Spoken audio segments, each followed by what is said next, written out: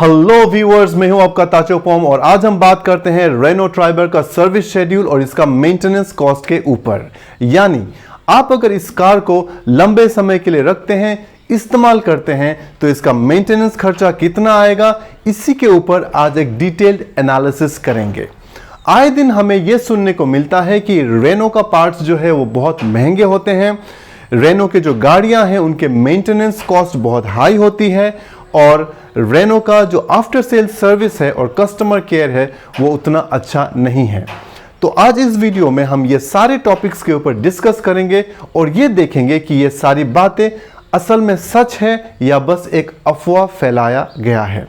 और साथ ही इस वीडियो में हम रेनो ट्राइबर का एक डायरेक्ट कंपैरिजन करेंगे मारुति अर्टिगा के साथ और ये देखेंगे कि रेनो का ट्राइबर जो है वो मारुति का एक एमपीवी के कंपैरिजन में मेंटेनेंस कॉस्ट में कितना ज्यादा है या कितना कम है।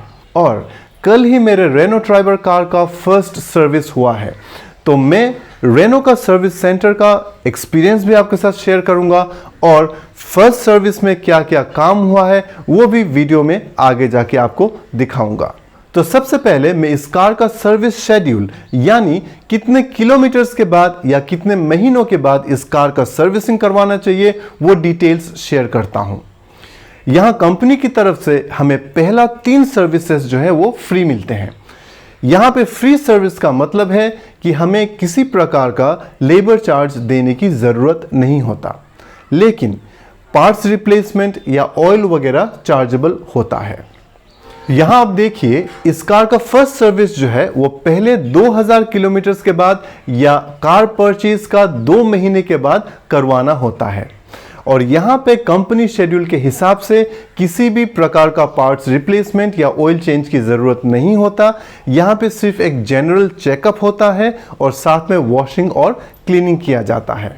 यहां रेनो की तरफ से एक सर्विस चेकलिस्ट प्रोवाइड किया गया है जिसमें टोटल 22 पॉइंट्स हैं जो आपके कार का मॉडल और वेरिएंट के हिसाब से सर्विसिंग के दौरान चेक किए जाते हैं। तो आइए देखते हैं ये 22 पॉइंट्स क्या क्या है और इसमें से हमारे रेनो ट्राइबर के लिए कौन कौन से पॉइंट जरूरी हैं। तो सबसे पहले आता है वाइपर ब्लेड्स और स्क्रीन वॉशर फ्लूइड लेवल्स को चेक करना। उसके बाद विंड स्क्रीन और डोर मिरर्स को चेक किया जाता है और इसके बाद आता है डैशबोर्ड का वार्निंग लाइट्स और इंस्ट्रूमेंट क्लस्टर जो है उसे चेक करना। उसके बाद है एग्जॉस्ट पाइप जिसे हम नॉर्मल भाषा में साइलेंसर बोलते हैं, उसको चेक किया जाता है। और 5वां पॉइंट जो है वो हमारे रेनो ट्राइबर के लिए एप्लीकेबल नहीं है क्योंकि ये हाइड्रोलिक पावर स्टीयरिंग के बारे में बता रहा है, जबकि हमारे रेनो ट्राइबर में ईपीएस यानी इलेक्ट्रॉनिक पावर स्टीयरिंग आता है। उसके बाद आता है ब्रेक्स और क्लच को चेक करना। और ये 7वां पॉइंट जो है ये मुझे काफ़ी इंटरेस्टिंग लगा। इसमें यह बताया गया है कि व्हील का जो वाल्व कैप्स है उसे चेक किया जाए कि वो चारों प्रेजेंट है कि नहीं, और अगर नहीं है तो उसे वो लोग लगा देते हैं। और उसके बाद 8वां पॉइंट आता है जिसमें है एयर बैग और कंपार्टमेंट का लेवल्स। और उसके बाद जितने भी लाइटिंग्स होते हैं इंटरनल और एक्सटर्नल का जो लाइट्स वगैरह हैं उन सबको चेक करना। और उसके बाद डिस्क ब्रेक और पैड्स को चेक किया जाता है। और 11th नंबर पे है टायर प्रेशर को चेक करना। और उसके बाद आता है कूलिंग सर्किट को चेक करना। और ये 13th पॉइंट जो है ये भी हमारे रेनो ट्राइबर के लिए एप्लीकेबल नहीं है, ये आता है सीक्वेंशियल गियर बॉक्स के लिए।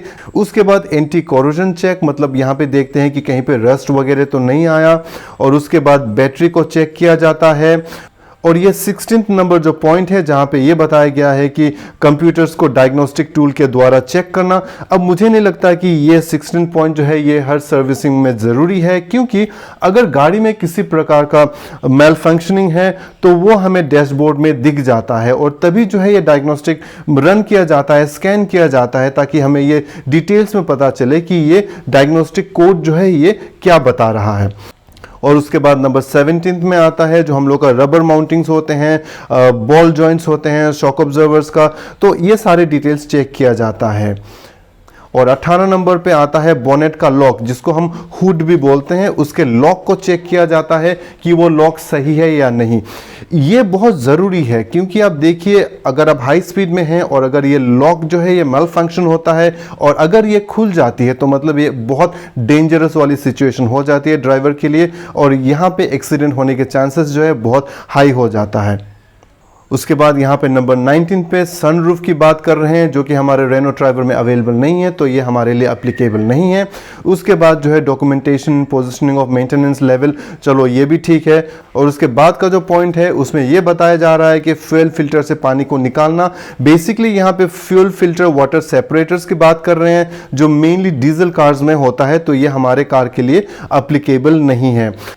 और उसके बाद आता है इंजन ऑयल चेंज का अलर्ट रीइनिशियलाइजेशन, तो ये भी जो है मुझे नहीं लगता हमारे लिए ज़रूरी है, क्योंकि जो भी प्रॉब्लम होता है वो हमारे डैशबोर्ड में इंस्ट्रूमेंट क्लस्टर में हमको वार्निंग साइन के द्वारा ये कार बता देती है।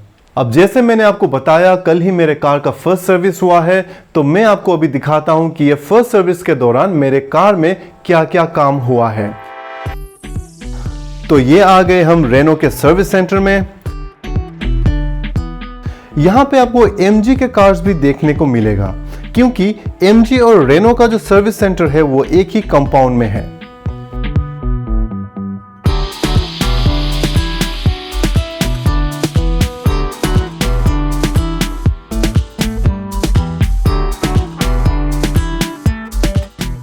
तो ये मेरी कार गई सर्विस एरिया में और कार का एयर फिल्टर निकाल के इसको लिफ्ट कर दिया गया, और यहां पे इस कार का कंप्लीट अंडर बॉडी इंस्पेक्शन जो है वो चल रहा है। यहां पे किसी प्रकार का डैमेज या रस्टिंग या किसी भी तरह का एबनॉर्मलिटीज को चेक किया जाता है।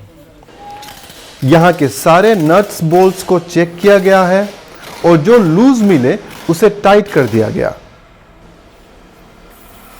अब कार को नीचे उतार के इंजन बे को एयर कंप्रेसर से क्लीन किया गया। चारों टायर्स का व्हील लग नट्स को चेक और टाइट किया गया। फिर engine oil, radiator coolant, brake oil, windshield washer fluid का लेवल चेक और टॉप अप किया। Air filter cleaning, battery terminal check, hood lock check और ग्रीसिंग किया। सारे लाइट्स और डैशबोर्ड वार्निंग लाइट्स चेक किया। वाइपर ब्लेड्स और विंडशील्ड वॉशर नोजल चेक किया। Concentrated windshield washer fluid add किया गया और फिर कार को वॉशिंग बे की तरफ ले गए और यहां पे मेरे कार को अच्छे से वॉश किया गया। तो ये सब काम हुआ मेरे कार का फर्स्ट सर्विस के दौरान। अब मैं आपको सर्विस कॉस्ट के बारे में भी बता दूं। इस सर्विस का टोटल कॉस्ट आया 0 रुपीज, यानी मुझे इस सर्विस के लिए कुछ भी पेमेंट करने की जरूरत नहीं पड़ा। ये फर्स्ट सर्विस जो है वो एब्सोल्युटली फ्री होता है। अब हम बात करते हैं रेनो ट्राइबर का मेंटेनेंस कॉस्ट के बारे में और कंपेयर करते हैं मारुति अर्टिगा के साथ। हम इस कंपैरिजन में 5 साल का एग्जाम्पल लेंगे, यानी आप अगर इन गाड़ियों को 5 साल इस्तेमाल करते हैं तो मेंटेनेंस कॉस्ट के नाम पे कितना खर्चा आएगा उसी को देखते हैं। यहां पे हम कुछ जाने माने ऑटोमोबाइल वेबसाइट्स का रेफरेंस लेंगे और देखते हैं कि उनका डेटा क्या कहता है। यह है cardekho.com का डेटा। इसके हिसाब से हम अगर मारुति अर्टिगा को 5 साल रखते हैं तो मेंटेनेंस खर्चा अप्रॉक्सीमेटली 25,963 रुपीस आएगा। और इसी वेबसाइट में हम अगर रेनो ट्राइबर का 5 साल का मेंटेनेंस खर्चा देखें तो वो आता है अप्रॉक्सीमेटली 10,170 रुपीस। तो इस वेबसाइट के हिसाब से रेनो ट्राइबर का मेंटेनेंस कॉस्ट जो है वो अर्टिगा से आधे से भी कम है। अब हम zigwheels.com का वेबसाइट देखते हैं।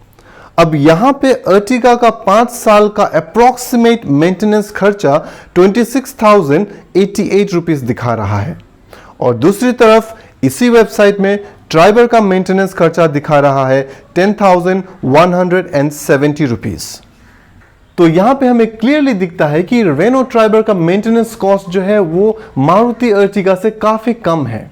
लेकिन यहां पे कुछ लोग ये तर्क लगा सकते हैं कि मारुति अर्टिगा जो है वो ट्राइबर से महंगी आती है, तो जाहिर सी बात है इसका मेंटेनेंस कॉस्ट जो है वो भी ज्यादा ही होगा।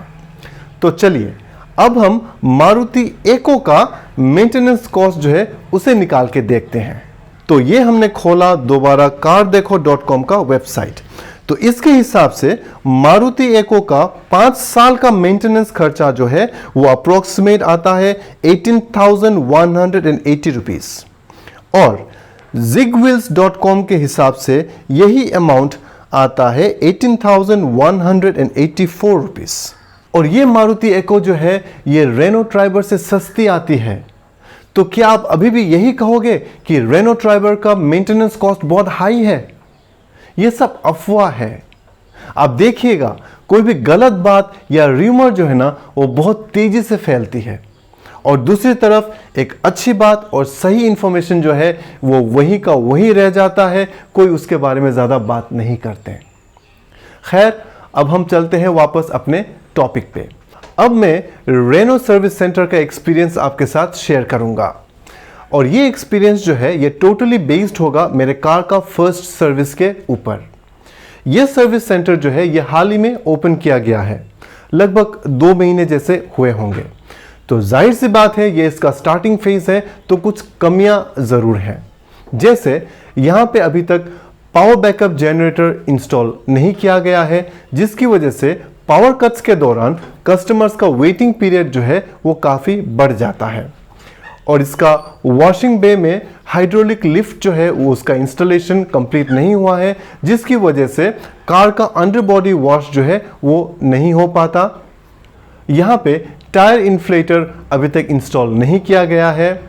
लेकिन इन खामियों के बावजूद मुझे यहाँ पे कल बहुत बढ़िया सर्विस मिला। सर्विस मैनेजर से लेके help desk executive, technical supervisor, mechanics, सबका बिहेवियर बहुत बढ़िया था। सब ने जो है अपना काम बहुत जिम्मेदारी के साथ किया।